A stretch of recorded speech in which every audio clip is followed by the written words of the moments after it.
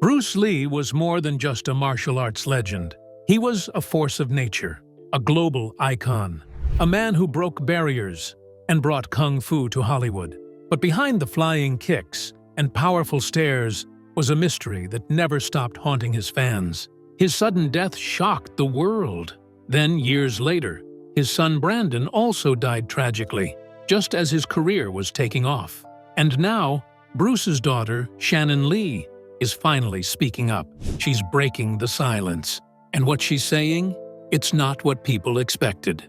Join us as we take a look at the story of Lee family from the very beginning and uncover the painful truth Shannon Lee has finally shared.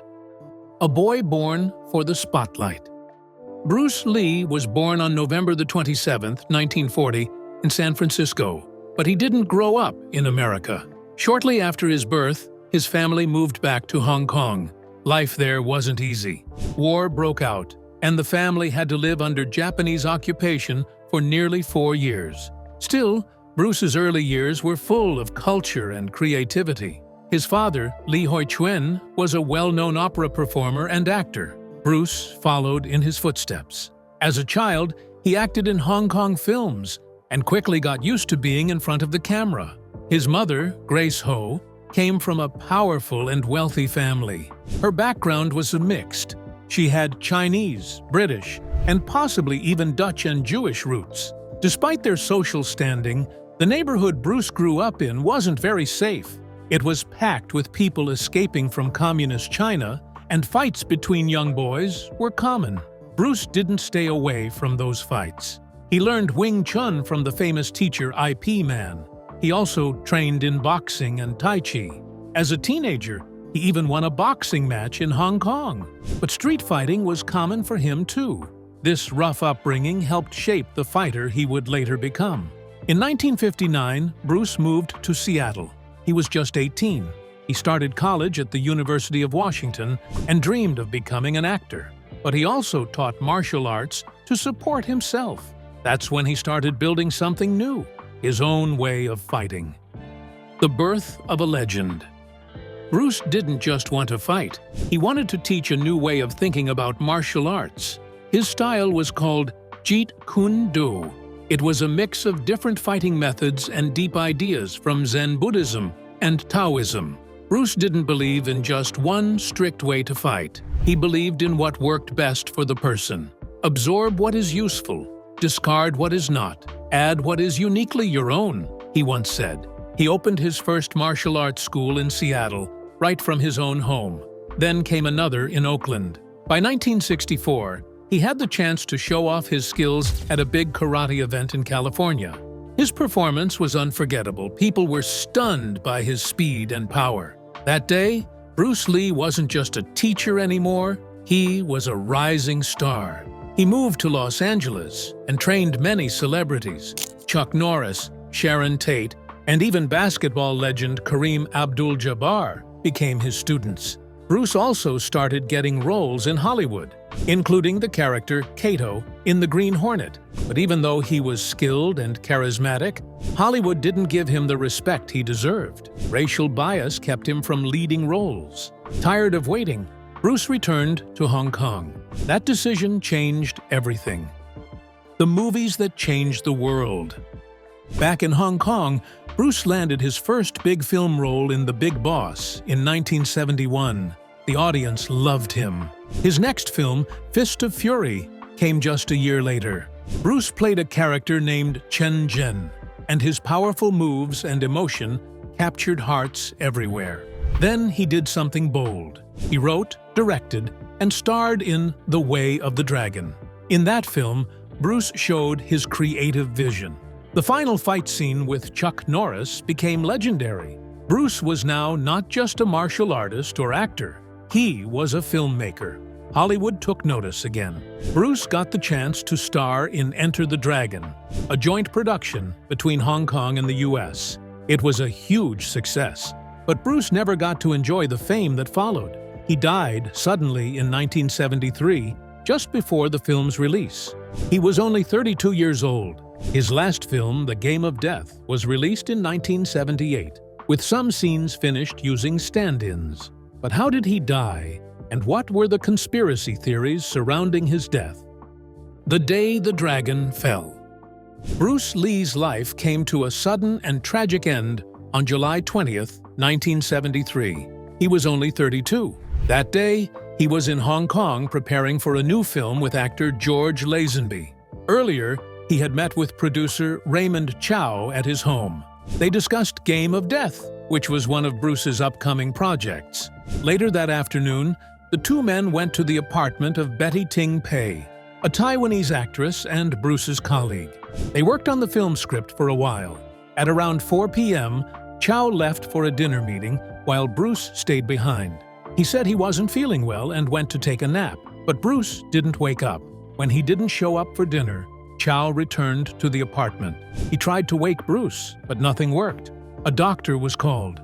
He spent 10 minutes trying to revive Bruce, but it was too late. Bruce was rushed to Queen Elizabeth Hospital. There, he was declared dead on arrival. The world was shocked. Bruce had collapsed once before, on May 10th that same year. During a voice recording session for Enter the Dragon, he had seizures and headaches. He was taken to Hong Kong Baptist Hospital, where doctors found swelling in his brain, what they called cerebral edema. They gave him medicine called mannitol, which helped reduce the swelling. But just 2 months later, Bruce collapsed again, and this time, he didn't survive. He was buried in Seattle at Lakeview Cemetery. The funeral was held on July 25th. Pallbearers included close friends like Steve McQueen, James Coburn, Dan Inosanto, and Bruce's brother, Robert. Fans all over the world mourned his loss. But soon, questions started to rise. What really killed Bruce Lee? And that's where the mystery began. A death full of questions. Bruce's sudden death didn't make sense to many people. He was young, fit, and full of life. So naturally, rumors began to spread. Some people believed he was murdered by the Triads, organized crime groups in Asia. Others spoke about a Lee family curse. The truth, however, wasn't so easy to find. To get real answers, authorities brought in Donald Tier, a respected forensic expert from Scotland Yard. He had done over 1,000 autopsies. Tier looked at Bruce's case carefully and ruled that Bruce had died from misadventure. This means his death was an accident, not a crime. Tier said Bruce had a reaction to a painkiller called equagesic, which contains aspirin and a drug called meprobamate. The autopsy showed Bruce's brain had swelled by 12.5%. It grew from 1,400 grams to 1,575 grams, which was an unusual and dangerous increase. Some believed the cannabis found in Bruce's system might have played a role, but doctors disagreed. Tier himself said it was irresponsible and irrational to blame cannabis for Bruce's collapse or death.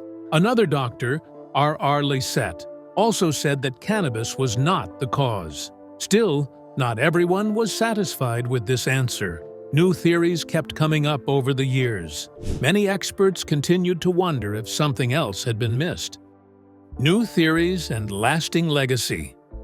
In 2018, author Matthew Polly released a detailed biography of Bruce Lee. He had spoken with several medical experts and came up with a new idea. He believed Bruce had died from heat stroke. At the time, this condition wasn't well understood, but Polly pointed out that Bruce had removed his underarm sweat glands in 1972. He did this because he thought underarm sweat looked bad on camera. This meant Bruce couldn't cool down properly, especially while training hard in hot conditions. Polly suggested that Bruce had overheated during intense workouts. This led to the swelling in his brain and, eventually, to his death. According to Polly, this happened first in May and then again in July, when it turned fatal. Then, in December 2022, another theory came forward. A group of researchers published their findings in the Clinical Kidney Journal. They believed Bruce had died from hyponatremia, a condition where the sodium levels in the blood drop too low. Without enough sodium, the body cannot get rid of extra water. This causes swelling, especially in the brain. The researchers said Bruce had several risk factors. He drank too much water, he He didn't eat enough solid food. He may have used multiple medicines. All these things made it harder for his kidneys to remove fluids. His symptoms matched other known cases of fatal hyponatremia. Despite all the debates about how he died, one thing remains clear: Bruce Lee left a powerful mark on the world. He wasn't just a film star. He was a symbol of strength, pride, and cultural identity. For Chinese audiences, he represented Cantonese pride. For Asian Americans, he broke stereotypes and showed that Asian men could be heroes too. Even today, Bruce's influence can be seen everywhere, from movies and TV shows to comics, video games, and even modern sports like MMA and boxing. Time magazine named him one of the 100 most important people of the 20th century. Bruce Lee once said, "The key to immortality is first living a life worth remembering." And he did just that. But Bruce's story wasn't just about films, it was about family too. The family left behind. Bruce married Linda Emery, a fellow student from the University of Washington. Because interracial marriages were still banned in some U.S. states at the time, they tied the knot in secret in 1964. Together, they had 2 children, Brandon in 1965 and Shannon in 1969. Bruce raised Brandon with care and introduced him to the world of film. Brandon visited his father's movie sets, watched his every move, and learned martial arts from him. After Bruce's death, Brandon followed in his father's footsteps. He studied acting and started working in action films like Legacy of Rage, Showdown in Little Tokyo, and Rapid Fire. But then, tragedy struck again. In 1993, Brandon was filming The Crow. During a scene, a prop gun malfunctioned. Brandon was shot and killed on set. He was just 28 years old. Bruce's younger brother, Robert Lee, also kept his memory alive. He was a singer in a Hong Kong band called the Thunderbirds. After Bruce died, Robert released a song titled The Ballad of Bruce Lee. And then there's Shannon Lee. She was only 4 when her father died, but she grew up carrying his name and legacy. Shannon Lee's early life. Shannon Lee was born on April 19, 1969, in Santa Monica, California. Her parents were Bruce Lee and Linda Lee Cadwell. At just 4 years old, Shannon faced a heartbreaking loss. Her father died suddenly in 1973. Her older brother, Brandon, was only 8 at the time. After Bruce's death, the family moved back to Los Angeles in 1974, where Shannon continued to grow up. Even though she was very young when Bruce passed away, Shannon felt his presence in her life. Her mother, Linda, played a big role in keeping his memory alive. Linda wrote a book in 1975 called Bruce Lee, The Man Only I Knew. This book later became the basis for the 1993 movie, Dragon, the Bruce Lee story. Shannon's early life was filled with both pain and purpose. Growing up as Bruce Lee's daughter wasn't always easy, but she would eventually find her own way to continue his legacy. And it all began with martial arts. Her journey through martial arts. You see, Shannon didn't jump into martial arts right away. As a young girl, she trained in Jeet Kune Do under Richard Bustillo. He was one of Bruce Lee's top students. But she didn't take it seriously until much later in life. It wasn't until the late 1990s that Shannon began training deeply in Jeet Kune Do. She wanted to prepare for action roles in films. So, she trained with Ted Wong, another one of her father's former students. Through that, she learned to move with strength and confidence, just like Bruce. But Shannon didn't stop there. She also trained in other martial arts. She studied Taekwondo under a man known as Flash Legs Tan Tao Liang. She learned Wushu from Eric Chen. For kickboxing, she trained with Benny the Jet Urquidez, who also acted with her in a movie. In one of her films, Enter the Eagles, she had to fight Urquidez. So he personally taught her kickboxing for the role. She even trained under Yuen Day, the director of Enter the Eagles, who happened to be Jackie Chan's opera brother. Shannon's love for martial arts was not just about fighting. It became a way for her to connect with her father, and it led her into the world of film, just like Bruce. So how did she make the leap into acting? From the camera to behind the scenes. Shannon's first acting role came in 1993. She had a brief but meaningful cameo in Dragon, the Bruce Lee story. She played a party singer and sang California Dreamin'. It was a small part, but a special one. It was about her father's life.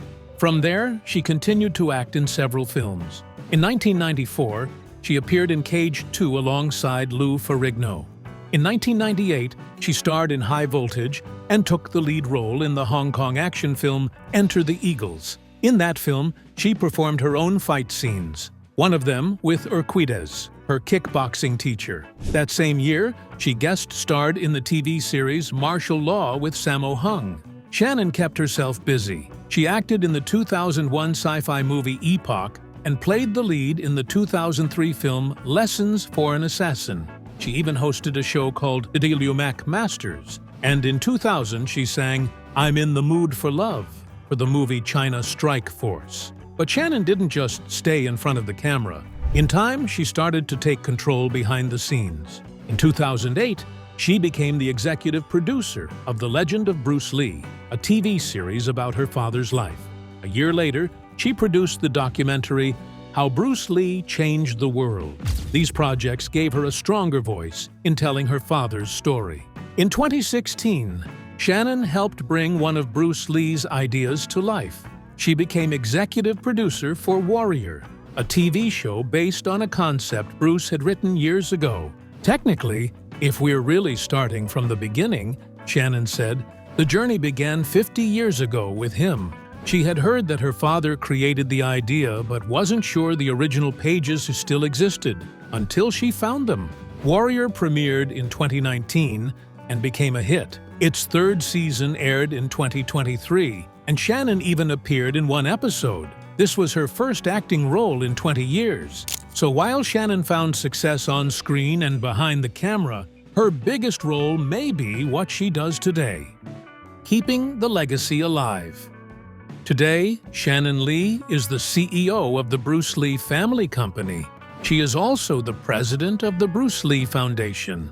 Through both of these roles, she works hard to protect and grow her father's legacy. She isn't just keeping his name alive. She's making sure it continues to inspire new generations. As a writer, Shannon has also shared her personal connection to Bruce Lee. She's written about her father's life and his philosophy. She speaks about him with love and pride. Her work isn't just about martial arts or movies. It's about keeping a story alive that still matters today. Shannon once joined a live chat with alumni from Tulane University, where she studied from 1987 to 1991. She earned a Bachelor of Fine Arts in vocal performance.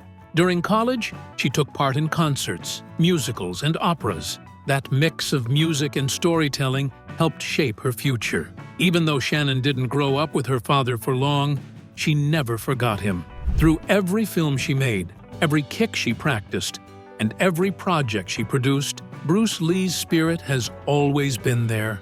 She doesn't remember every detail from that time, but she clearly remembers how it felt to be around him. He could play really dynamically. He was a bit strict, she said. I remember the feeling of being with him, the brightness of that, the warmth. The love is so strong. What she remembers most is his energy. Not the moves, not the fame, but the way he made her feel. She also remembers his funeral.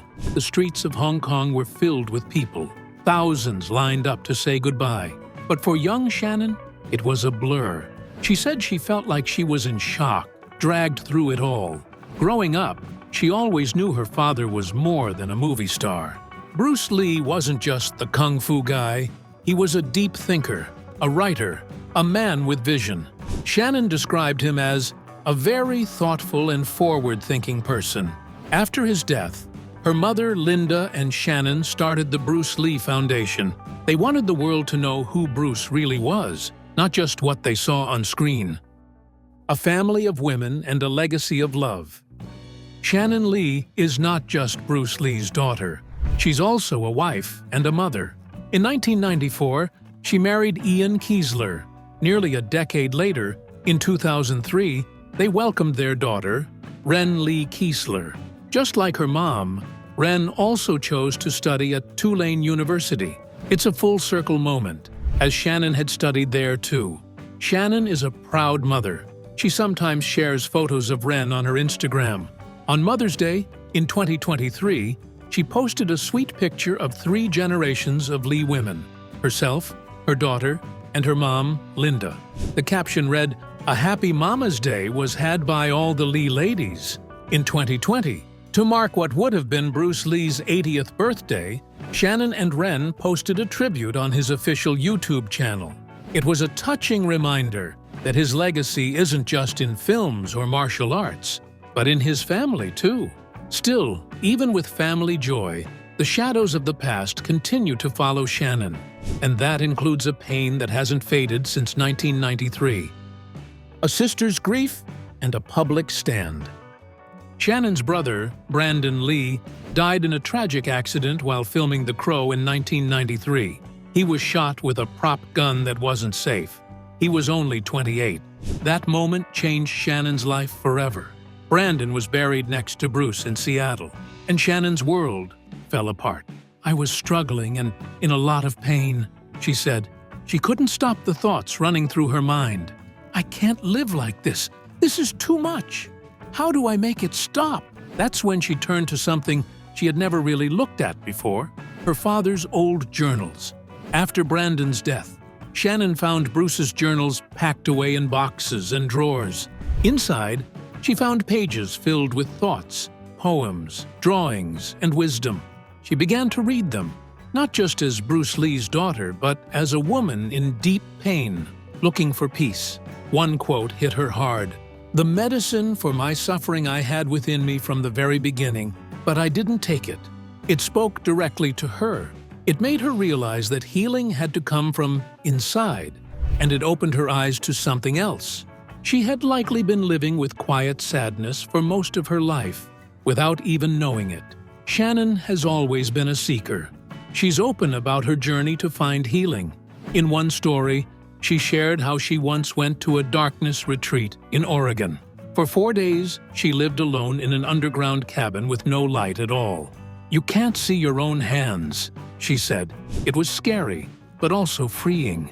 In that silence, all her emotions came up. It forced her to face them. Over the years, Shannon has come to accept that her life will always be deeply connected to her father and brother. Sometimes, that has been hard, especially in acting, when people only wanted her to be the next Bruce Lee. She said, "I have never been the same kind of martial artist that my father is. There are very few people who are. But even in grief, she found meaning. Death has been a very valuable teacher for me," she said. "It's taught me to live." Shannon believes that when someone you love dies, you must learn how to let go. If you hold on too tightly, she says, it can break you. But in time, you learn to carry the love with you instead of the pain. Speaking of which, years later, in 2021, tragedy struck again in Hollywood. Cinematographer Helena Hutchins was shot and killed on the set of Rust after a gun held by actor Alec Baldwin discharged. The pain and memory of Brandon came rushing back. Shannon publicly called for strict safety rules on film sets. She said the current rules were frustrating and not enough. In 2023, when Baldwin was charged with involuntary manslaughter, Shannon spoke up again. She supported an editorial that called for a complete ban on real guns in film productions. Shannon's fight isn't about blame, it's about protection. She knows what it feels like to lose someone because of a mistake that could have been avoided. And she doesn't want anyone else to feel that kind of pain. But even in her darkest moments, she finds strength in the words and teachings of her father. Her father's words, her personal healing. In 2020, Shannon released a book titled Be Water, My Friend, The Teachings of Bruce Lee. In it, she shared many of her father's ideas, lessons, and stories that hadn't been told before. These weren't just martial arts tips. They were deep thoughts about life, strength, and peace. Shannon also co-wrote a comic book in 2016, Bruce Lee, The Dragon Rises, with Jeff Kline and Adam Beechin. It was another way to keep her father's image alive for younger fans. In an interview with People, Shannon talked about her father's memory. She said, "When he focused his attention on you, it was like having the sun shine on you." That feeling, she shared, stayed with her forever. She also opened up about how her father's words helped her after Brandon died. She was struggling deeply until she came across one quote Bruce had written, "The medicine for my suffering I had within me from the very beginning. Now I see that I will never find the light unless, like the candle, I am my own fuel." That line gave Shannon hope. It helped her start to heal. His words became a light in the darkness. But Shannon hasn't only focused on keeping the past alive. She's been brave enough to challenge how the world sees her father today. In 2019, director Quentin Tarantino released Once Upon a Time in Hollywood. The film included a scene where Bruce Lee was shown in a way many fans found insulting. He was portrayed as arrogant and easy to beat. Shannon was not quiet about it. She said the movie showed her father as a dispensable stereotype.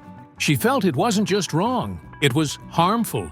In a sharp statement, she said, "If only he'd take the name Bruce Lee off his lips now." And then she added, "I'm really f***ing tired of white men in Hollywood trying to tell me who Bruce Lee was." Shannon's words were strong, and they came from deep love and deep hurt. She was tired of watching others shape her father's story without understanding who he really was. To her, Bruce Lee wasn't just a fighter or a movie star. He was a thinker, a teacher, a man of vision. On the 50th anniversary of Bruce's death in 2023, Shannon wrote a deeply emotional essay. It wasn't for headlines, it was for herself. In that letter, she addressed both her father and her brother. She wrote, "Baba Bran, there is nothing I could tell you that you don't already know. I guess I would tell of the gratitude I have for teaching me what true bravery is. The courage to be yourself, to be ever optimistic, and to fully live." She spoke about how their energy still lives on, how their smiles, their love, and their boldness are still with her. "It took me a long time to understand and trust that we are connected just as strongly now.